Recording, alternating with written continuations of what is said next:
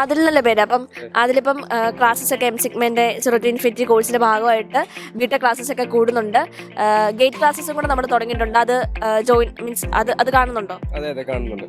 അപ്പോൾ നോർമൽ ഇപ്പം ബിടെക്കിന്റെ ക്ലാസ്സസ് കാണുമ്പോഴും ഗേറ്റ് ക്ലാസ്സസ് കാണുമ്പോൾ തമ്മിലുള്ള ഡിഫറൻസ് എന്താ തോന്നിയിട്ടുള്ളത്? ഡിഫറൻസ് മീൻസ് ആ തിയറി, ആ ബേസിക്സ് തന്നെ അവർ കുറച്ചും കൂടെ നല്ലോണം ക്ലിയർ ചെയ്ത് പറയുന്നുണ്ട്. പിന്നെ ബേസിക്സിൽ നിന്നാണ് അവർ കുറച്ചും കൂടെ അഡ്വാൻസ് ക്വസ്റ്റ്യൻസ് അവർ ചെയ്യിപ്പിക്കുന്നതും.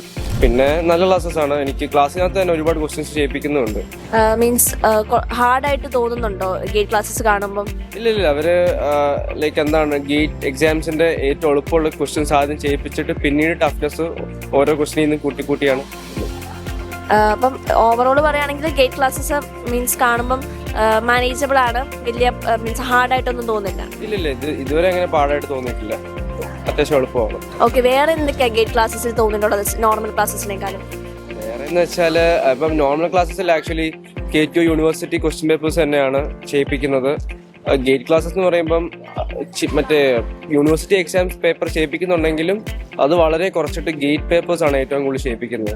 അപ്പൊ ഒരു ഗേറ്റ് ഓറിയന്റഡ് ആയിട്ടുള്ള രീതിയിലാണോ ഒരു അതിൽ നോക്കുന്നത്? അതെ, ഞാൻ ഗേറ്റ് ഓറിയന്റഡ് ആയിട്ട് നോക്കുന്നു. സോ അതിന് ഇപ്പം ഒരു ഗേറ്റ് കോച്ചിങ്ങിന് പോകാൻ അല്ലെങ്കിൽ ഒരു ഗേറ്റ് എക്സാം എഴുതാൻ ആ ഒരു രീതിയിൽ ഹയർ സ്റ്റഡീസ് നോക്കുന്ന സ്റ്റുഡൻസിന് റെക്കമെൻഡ് ചെയ്യുമോ ഈ ഒരു കോഴ്സ്?